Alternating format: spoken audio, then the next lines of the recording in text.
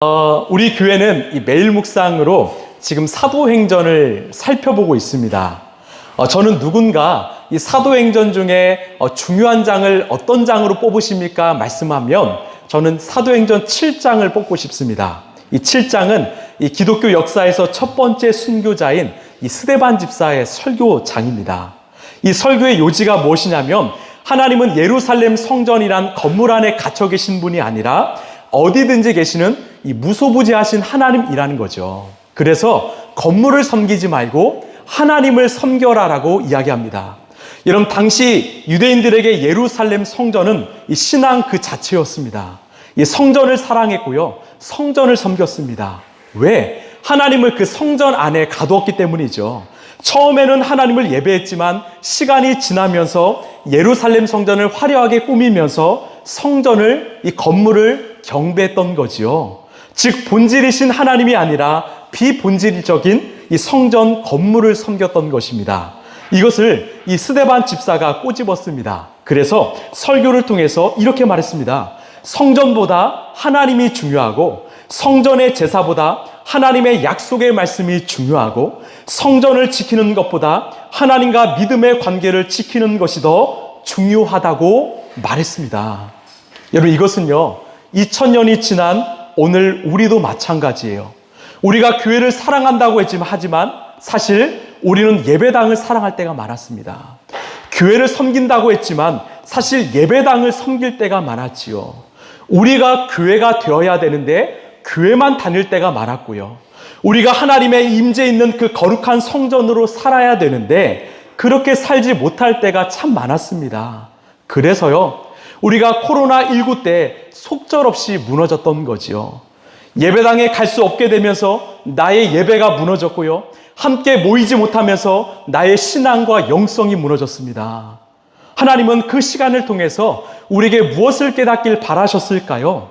바로 어떤 교회를 의존하고 어떤 목회자를 의존하고 어떤 사람을 의존하는 신앙생활에서 벗어나서 정말 살아계신 하나님과의 1대1을 회복하고 너희들이 자발적이고 능동적인 예배, 일상의 예배를 회복하길 바라셨던 것이죠.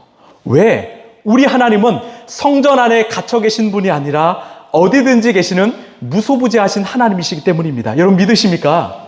여러분, 우리는 어떠합니까? 우리가 주일에 모여서 예배할 때의 마음과 일상을 살아갈 때의 마음이 동일합니까?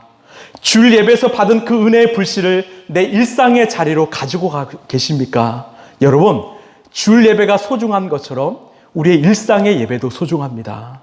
제가요 이 라이프처치를 개척하면서 하나님께서 이 사무공간을 사용하신 이 뜻이 참 감사하더라고요. 왜요? 우리는 지금 하나님이 어디든지 계시는 그 무소부지하신 하나님을 향한 믿음과 신앙 훈련을 하고 있기 때문이죠. 이 스데반 집사가 이렇게 말했습니다. 우리 사도행전 7장 44절입니다. 시작. 우리 조상들이 광야에 살 때에 그들에게 증거의 장막이 있었습니다. 그것은 모세에게 말씀하시는 분이 지시하신 대로 만든 것인데 모세가 본 모형을 따라 만들었습니다. 아멘. 자, 무슨 말이냐? 이스라엘 백성들이여 광야길을 걷습니다. 하나님이 멈추라 하시면 무엇을 세웁니까? 바로 장막을 세웠지요.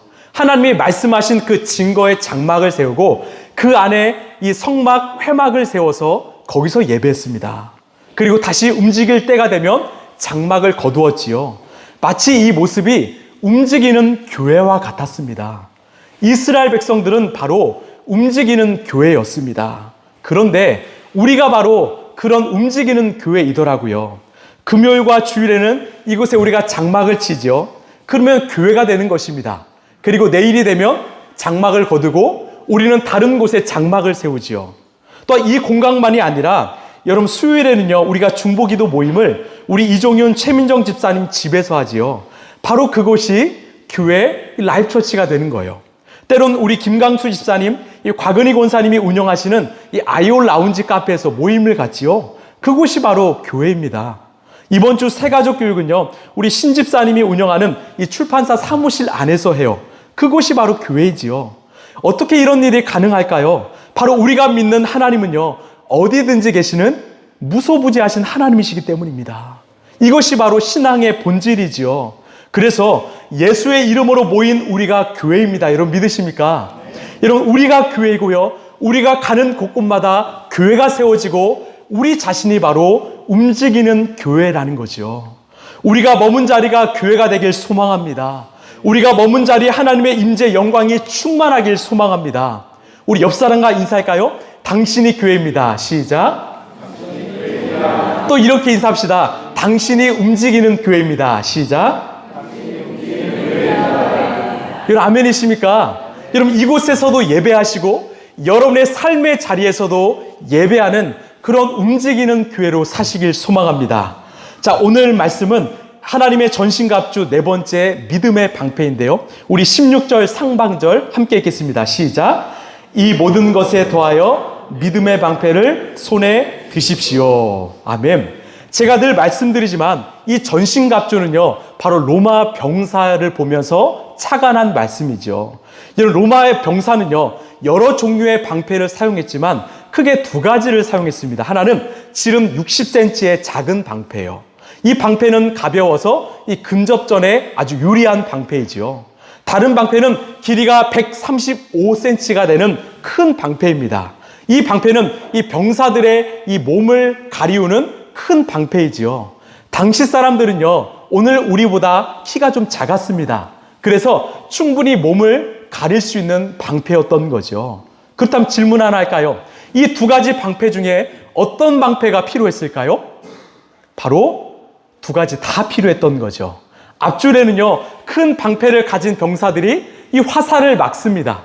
그리고 작은 방패를 가진 이 병사들이 칼과 검을 가지고 돌격해서 싸웠던 거지요. 즉, 방패는요, 전쟁에서는 없어서는 안 될 방어 도구였다라는 거죠. 그렇다면 하나님은 이 방패로 무엇을 막으라고 하시는가? 우리 16절 하반절입니다. 시작. 그것으로써 여러분은 악한 자가 쏘는 모든 불화살을 막아 꺼버릴 수 있을 것입니다. 아멘. 즉 마귀가 쏘고 있는 이 불화살을 막으라고 말씀하지요. 저는요, 이 단어를 한번 묵상해 보았습니다. 하나님은 그냥 화살이 아니라 이 불화살을 막으라고 하셨지요. 여러분, 일반 화살은요, 타겟은 바로 그 한 사람입니다. 그런데요, 불화살은 바로 면적이지요. 이 불이 확산되어서 그 주위 사람들, 이 공동체가 불타길 바라는 마음으로 마귀는 오늘 그냥 화살이 아니라 불화살을 쏘고 있다는 거죠. 무슨 말이에요? 마귀의 시험은요, 불화살입니다. 마귀의 목표는 우리 한 사람이 아니라 우리의 주변 사람까지도요. 내 가정이요, 우리 공동체를 무너뜨리기 위해서 오늘 또 불화살을 쏘고 있다는 거죠. 여러분, 우리 사람은요, 관계하는 동물입니다. 결코 혼자서는 살 수 없지요.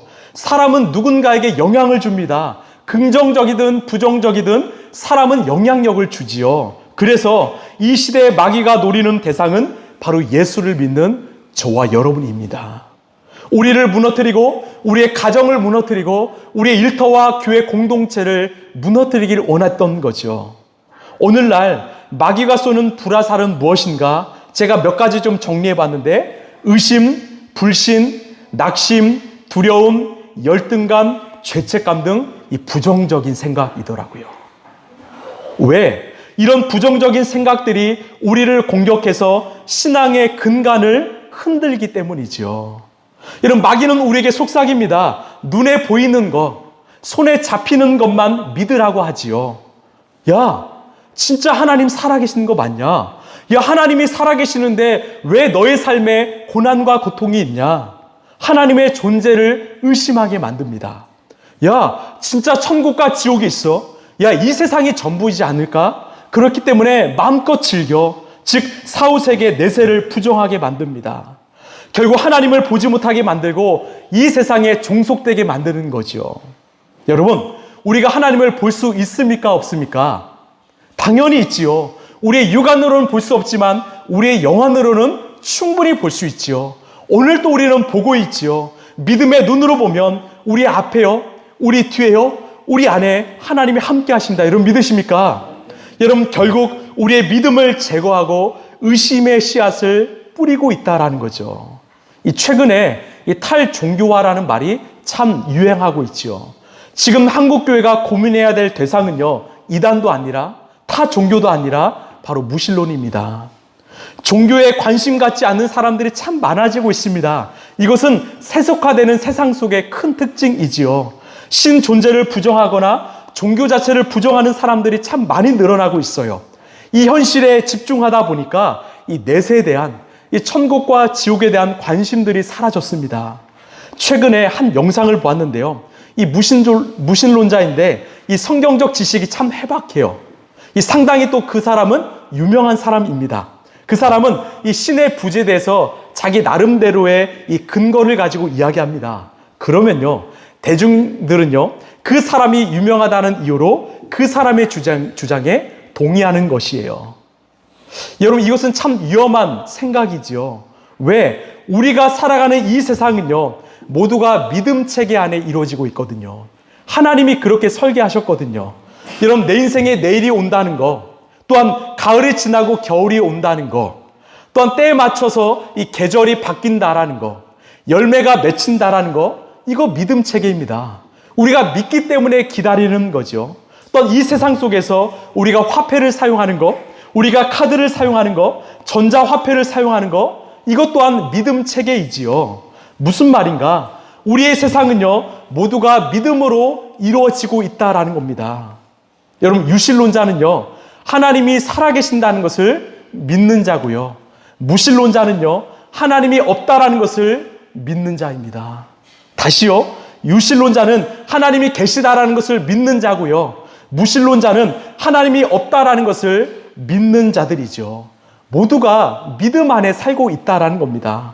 여러분, 질문 하나 할까요? 하나님이 살아계신다라는 것을 증거하는 것이 어려울까? 아니면 하나님이 안 계신다라는 것을 증거하는 것이 어려울까요? 후자입니다. 왜요? 단 하나라도 하나님의 살아계심의 증거를 대는 순간 안 계신다라는 주장은 깨어지기 때문이죠. 그러나 오늘 또 마귀는 이것을 방해하고 있습니다. 하나님은 없어, 신은 없어, 종교는 하나의 마약이다, 이러고 우리에게 심어놓고 있다라는 거죠. 또한 이 기독교적인 문화가 확산되고 있습니다. 대표적으로 이 동성애의 문제이지요. 여러분, 이 동성애는요, 이 동성애로 끝나지 않습니다. 그 안을 들여다보면 하나님의 창조 질서를, 하나님의 다스림을 부정하는 문화가 숨겨져 있지요. 소위 성 정체성의 혁명으로 인간이 신이 되고자 하는, 인간 뜻대로 세상을 다스리고자 하는 이 죄의 문제인 것이죠. 제가 저번에 말씀드렸죠. 이 제3의 성이라고 해서 남성도 여성도 아닌 새로운 성이요, 지금까지 약 30개나 있다고 합니다. 어떤 사람은 내 안에 남성과 여성이 다 있다라고 하고요. 또 어떤 사람은 자신이 남성은 70%, 여성은 30% 있다고 합니다. 참 황당하죠. 이 최근에 기사를 보았는데 이 캐나다에서 한 기자가 이 아이를 안고 있는 엄마에게 물었습니다. 그 아이는 남자입니까? 여자입니까? 그 엄마가 대답했어요. 잘 모르겠습니다. 이 아이가 커서 스스로 성을 결정하게 맡겨둘래요. 이런 말을 하더라고요. 점점 창조 질서를 반해서 자기 스스로 성을 결정하는 이 반성경적인 문화가 확산되고 있다라는 거죠. 이 문화의 저변에는 하나님의 창조를 부정하고 하나님의 다스림을 부정하는 죄성이 있다라는 거죠. 여러분, 또 안타까운 것은 바로 이것입니다. 마귀는요, 우리에게 신앙을 버리라고 하지 않습니다. 마귀는 우리에게 신앙을 버리라고 하지 않습니다. 그냥 세상에서 적당하게 타협하며 살라고 말합니다. 야, 제발 꽉 막힌 사람처럼 살지 마. 지성인처럼 이해해주지 않을래? 인권이 중요하잖아. 우리를 좀 존중해줘. 계속해서 세상과 타협하라고 우리에게 손을 내밀지요. 여러분, 우리가 하나님의 말씀을 잃어버리고 성경적 가치관을 잃어버리고 세상과 타협하다 보면 결국은 우리 또한 세상의 영향력 안에서 우리의 인생과 우리의 신앙이 무너진다라는 거죠. 마치 이 94년도에 성수대교가 이 작은 실금을 간과했을 때 더 큰 금이 갔고 결국 다리가 무너져서 많은 생명을 잃었던 것처럼 우리의 인생도요, 우리의 신앙도 그렇게 무너지고 있다라는 거죠. 이것이 바로 마귀가 사용하는 불화살입니다. 그래서 하나님은 오늘 우리에게 이 믿음의 방패를 들라고 말씀합니다. 그렇다면 우리가 들어야 될 이 믿음의 방패는 무엇일까요? 바로 우리의 믿음의 대상이신 예수 그리스도, 그 하나님을 향한 믿음이라는 거죠. 우리 시편 3편 3절입니다. 시작. 여호와여, 주는 나의 방패시요 나의 영광이시며 나의 머리를 드시는 분이십니다. 분명하게 말하죠. 여호와여, 주는 나의 방패이십니다. 우리 시편 18편입니다. 시작. 하나님께서 하시는 일은 힘도 없다. 주님께서 하시는 말씀은 티도 없다. 주님께로 피하여 오는 사람에게 방패가 되어 주신다. 여러분, 하나님이 우리의 방패이십니다. 여러분, 믿으십니까? 여러분, 믿음은 뭐예요? 우리의 방패이신 하나님께 피하는 것입니다. 우리의 방패이신 하나님께 우리가 가는 거지요. 우리의 방패이신 하나님께 우리의 인생을 맡겨드리는 것입니다. 그래서 시편 121편 5절에서 8절까지의 말씀을 우리 함께 읽겠습니다. 시작. 주님은 너를 지키시는 분, 주님은 내 오른쪽에 서서 너를 보호하시는 그늘이 되어 주시니 낮의 햇빛도 너를 해치지 못하며 밤의 달빛도 너를 해치지 못할 것이다. 주님께서 너를 모든 재난에서 지켜주시며 내 생명을 지켜주실 것이다. 주님께서는 내가 나갈 때나 들어올 때나 이제부터 영원까지 지켜주실 것이다. 아멘. 여러분, 이 말씀을 믿으십니까? 여러분, 정말로 믿으십니까? 믿음은요, 우리 주인이신 하나님께서 우리 인생을 책임지신다. 믿음은요, 우리 하나님께서 우리 인생을 지켜주신다. 이 확신과 선포라는 것입니다. 여러분, 믿으십니까? 제가요, 어렸을 때 이 믿음을 제 믿음이라고 생각했습니다. 제 꿈은요, 이 믿음의 거장이 되는 거예요. 믿음의 막 거인이 되고 싶습니다. 왜? 제가 믿음의 거장이 돼서 어떤 어려움이 찾아와도 저는 흔들리지 않을 것이라고 확신했거든요. 또 제가 믿음의 거장이 되면 많은 사람들이 제 삶을 보고 예수님을 믿을 거라고 착각했더라고요. 그런데 청년이 되고 어른이 되면서 얼마나 흔들리고 무너졌는지 모릅니다. 왜요? 제가 믿음에 대한 정의를 바르게 내리지 못했기 때문입니다. 여러분, 믿음은 무엇입니까? 일반적으로 믿음은 우리가 하나님을 믿는 이 능동적인 행동이라고만 생각합니다. 이것은요, 반은 맞고 반은 틀립니다. 믿음은요, 우리의 능동적인 행위로만은 이루어지지 않습니다. 이 종교개혁이 이루어지기 전에 이 마틴 루터는요, 바로 로마의 수도사였어요. 그는 하나님 앞에서 바르게 살려고 부단히 노력했습니다. 그런데 이 자신의 죄의 문제에서 이 자유로울 수 없는 것입니다. 죄를 지우면 또 다른 죄가 찾아오고요. 죄를 없애면 또 다른 죄가 찾아오고 계속 죄의 굴레에서 살았던 거지요. 늘 죄에서 무너지는 자신의 삶을 보았습니다. 그래서요, 루터가 죄를 잊기 위해서 한 일은 바로 로마의 이 스칼라 산타 교회의 계단을 이 무릎으로 오르는 일이었어요. 이 높은 계단을 무릎으로 오르면 이 무릎이 까져서 피가 나거든요. 그 고통을 생각하면서 자신의 죄를 지우고 싶었던 거지요. 그런데요, 그런 루터의 노력에도 불구하고 여전히 죄는 사라지지 않았습니다. 오늘 사라졌지만 내일 죄가 찾아오고, 내일 사라졌지만 날마다 죄의 문제는 가득했지요. 마음의 평안이 오지 않았습니다. 그러던 어느 날 하나님이 이 말씀을 주셨어요. 우리 로마서 1장 17절입니다. 시작. 하나님의 의가 복음 속에 나타납니다. 이 일은 오로지 믿음에 근거하여 일어납니다. 이것은 성경에 기록된 바 의인은 믿음으로 살 것이다 한 것과 같습니다. 아멘. 이 말씀에서 이 종교개혁의 핵심 고백인 이 솔라 피데이, 오직 믿음으로가 나왔던 거지요. 그런데 많은 사람들이 이 말씀을 해석할 때 의인은 믿음으로 살 것이다. 이 믿음은 내 믿음이야. 이 믿음은 나의 믿음이야. 이것으로만 해석하지요. 그런데요, 이 믿음은 본질적으로 우리의 믿음만이 아닙니다. 바로 우리를 향한 하나님의 믿음이라는 거죠. 내 믿음의 고백만이 아니라 우리를 향한 선행하시는 하나님의 믿음이라는 거죠. 자, 이 사도 바울이 인용한 하박국 말씀을 함께 읽어볼까요? 우리 하박국 2장 4절입니다. 시작. 보라, 그의 마음은 교만하여 그 속에서 정직하지 못하나 의인은 그의 믿음으로 말미암아 살리라. 아멘. 분명하게 그의 믿음으로 산다라고 말하죠. 무슨 말이냐? 하나님이 우리를 믿어주신 그 믿음으로 산다라는 겁니다. 이 누가복음 15장을 보면 이 탕자의 비유가 나옵니다. 둘째 아들이 이 아버지의 재산을 상속받아서 다른 도시에 가서 허랑방탕하게 살지요. 완전히 망했습니다. 이제는 살 방법이 없어서 돼지를 치면서 돼지가 먹는 그 쥐엄나무 열매를 먹으며 살았지요. 그러면서 이 탕자가 아버지를 생각했던 겁니다.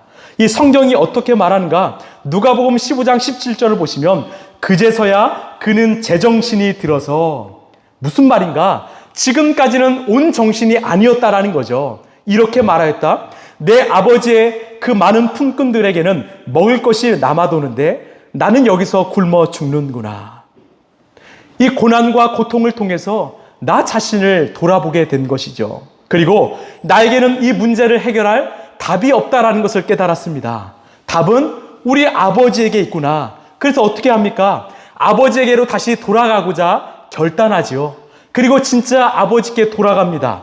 그때요, 놀라운 장면이 펼쳐지는데 우리 그 다음 20절입니다. 시작. 그는 일어나서 아버지께로 갔다.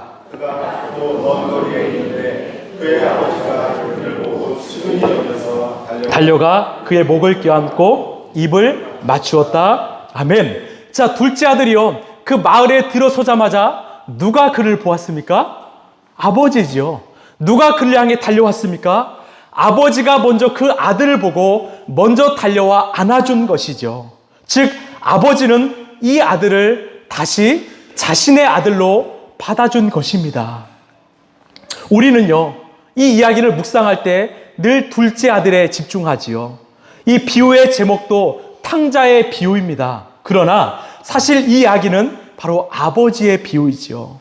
왜? 둘째 아들이 아버지께 돌아간다고 결심했지만 만약 아버지가 그 아들을 받아주지 않았다면 그 아들 어떻게 되었을까요? 완전히 탕자가 되는 거죠.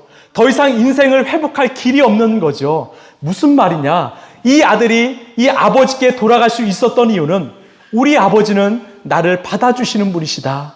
이 아버지의 믿음을 알았던 거지요. 즉 아버지의 믿음이 탕자가 아버지에게 돌아갈 수 있는 믿음을 일으킨 것입니다. 선행하는 아버지의 믿음에 응답하는 아들의 믿음인 거지요.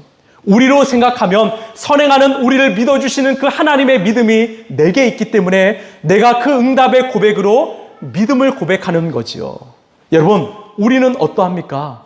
우리는 그런 믿음의 고백을 하고 있습니까? 우리 로마서 5장 8절 말씀입니다. 시작. 그러나 우리가 아직 죄인 되었을 때 그리스도께서 우리를 위하여 죽으셨습니다. 이리하여 하나님께서는 우리들에 대한 자기의 사랑을 실증하셨습니다. 아멘. 정확하게 말하죠. 하나님이 먼저 우리를 믿어주셨다라는 거예요. 우리가 여전히 죄인이었지만 우리를 사랑하셨다라는 거죠. 여러분 믿으십니까? 하나님이 우리를 용서하셨습니다. 우리 인생을 받아주셨지요. 그렇기 때문에 그 하나님의 믿음과 사랑의 고백에 우리도 믿음으로 응답할 수 있다라는 거죠. 오늘 하나님은 우리의 삶을 보며 믿음의 방패를 들라 하십니다. 왜? 그 방패를 들 때 내가 일할 수 있기 때문이죠. 내가 너희들의 인생을 책임지고 보호할 수 있기 때문이죠. 자꾸만 매일매일 들라 하십니다. 우리 요한일서 5장 4절입니다. 시작. 하나님에게서 태어난 사람은 다 세상을 이기기 때문입니다. 세상을 이긴 승리는 이것이니 곧 우리의 믿음입니다. 아멘. 여러분, 우리가 하나님의 자녀임을 믿으십니까? 그렇다면 내 삶에 찾아온 싸움은요, 우리와 마귀와의 싸움이 아닙니다.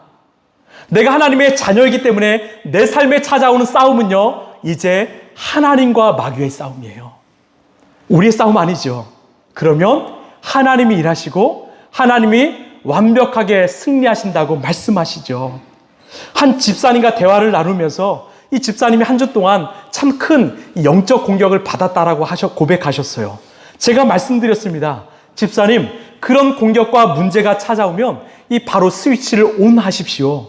이 영적 스위치를 온 하십시오. 이런 우리가 할 일은요, 그 공격이 찾아왔다, 그런 낙심과 어떤 죄책감과 어려움이 찾아왔다, 영적 스위치를 온 하는 것입니다. 바로 주님의 이 믿음의 방패를 드는 것이지요. 그러면 하나님이 일하신다고 우리에게 약속하셨기 때문이죠. 마지막으로 오늘 제가 이 말씀을 묵상하는데 우리 공동체에게 주신 이 제목이 있더라고요. 자, 로마 군대는요, 여러 가지 전쟁을 치를 때 다양한 전술을 사용합니다. 이 대표적인 전술이 바로 연합 방어 전술인데요. 이런 모습이에요. 방패 혼자 막지 않지요. 방패와 방패를 연결해서 이 최고의 방어막을 칩니다. 그러면 적들은 이 공격할 틈을 찾지 못해서 당황하다가 결국은 무너진다라는 거죠. 여러분, 영적 전쟁이요, 나 혼자 싸우는 거 아닙니다. 하나님은 그 싸움 앞에서 함께 싸울 우리에게 동역자를 보내셨다라는 거죠. 함께 하라는 거예요. 함께 뭉치라는 거죠. 함께 연대하라는 거죠. 여러분, 내 믿음이 흔들립니까? 여러분, 믿음이 좋은 사람 곁에 붙으십시오. 좋은 공동체는요, 서로를 붙잡아주는 공동체입니다. 서로의 안부를 물어주고요, 내가 기도를 요청할 때 함께 기도해주는 중보하는 공동체라는 거죠. 함께 믿음의 방패를 연결하는 공동체가 좋은 공동체라는 거죠. 감사한 것은 우리 교회가 그런 공동체가 되어가고 있다는 거죠. 우리는요, 수요일에 함께 모여서 기도합니다. 정말 성도들 한 분 한 분을 생각하고 교회를 위해서, 또는 아픈 분들을 위해서 전심으로 기도합니다. 우리요, 금요일 날 저녁에 모여서 기도합니다. 여러분들을 위해서, 교회를 위해서 기도하고요, 또 오늘 예배를 위해서 10시 10분이 되면 함께 중보기도 하지요. 중보기도는 우리 교회의 엔진이고 핵심입니다. 우리가 이렇게 편하게 예배를 드리고 있지만 오늘 예배를 위해서 정말 한 줄 동안 기도하는 중보 기도자들이 있기 때문에 오늘 예배가 가능하다는 거죠.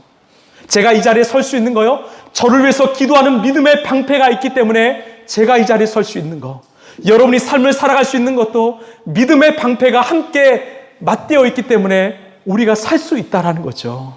여러분, 여러분의 믿음의 방패를 함께 맞대어 주십시오. 중보 기도자가 되어 주십시오. 교회를 위해서, 성도를 위해서 여러분 함께 기도해 주십시오. 이 말씀이요, 우리 전도서 4장 12절입니다. 시작. 혼자 싸우면 지지만 둘이 힘을 합하면 적에게 맞설 수 있다. 세 겹줄은 쉽게 끊어지지 않는다. 이런 믿으십니까? 아멘. 이게 바로 중보의 힘이고 교회 공동체의 힘일 줄로 믿습니다. 우리 야고보서 5장 16절입니다. 시작. 여러분은 서로 죄를 고백하고 서로를 위하여 기도하십시오. 그러면 여러분은 낫게 될 것입니다. 의인이 간절히 비는 기도는 큰 효력을 냅니다. 아멘. 여러분, 어디 아프십니까? 내 마음과 몸이 힘듭니까? 함께 기도하십시다. 의인의 중보 기도는요, 큰 치료의 효과를 낸다라고 주님은 말씀하지요. 실제로 그런 일들이 우리 안에도 이루어지고 있다는 것을 우리는 목도합니다. 오늘 말씀을 마무리할게요. 오늘도 마귀는 우리를 공격합니다. 그냥 화살이 아니라 불화살로 우리 공동체와 우리의 가정을 흔들고자 노력하지요. 여러분, 이제 우리는 믿음의 방패를 들어야 합니다. 그냥 혼자 들는 것이 아니라 함께 믿음의 방패를 연결해야 합니다. 지금은 기도해야 될 때요. 함께 모여서 이 나라, 이 민족을 위하여, 우리 공동체를 위하여 기도할 때입니다. 여러분, 시험이 찾아왔습니까? 공격이 가득합니까? 걱정하지 마십시오. 믿음은 우리 인생의 주인이신 예수님께 나가는 것입니다. 예수님께 나가면 예수님이 싸우신다라는 거죠. 예수님이 일하십니다. 예수님이 결국은 승리하십니다. 여러분, 그래서 그 예수님을 의지하며 살아가는 저와 여러분의 인생 되길 소망합니다. 우리 이 고백으로 마칠게요. 시작. 그러나 이 모든 일에 우리를 사랑하신 이로 말미암아 우리 다시 한번요. 시작. 그러나 이 모든 일에 우리를 사랑하신 이로 말미암아 넉넉히 이기느니라. 아멘.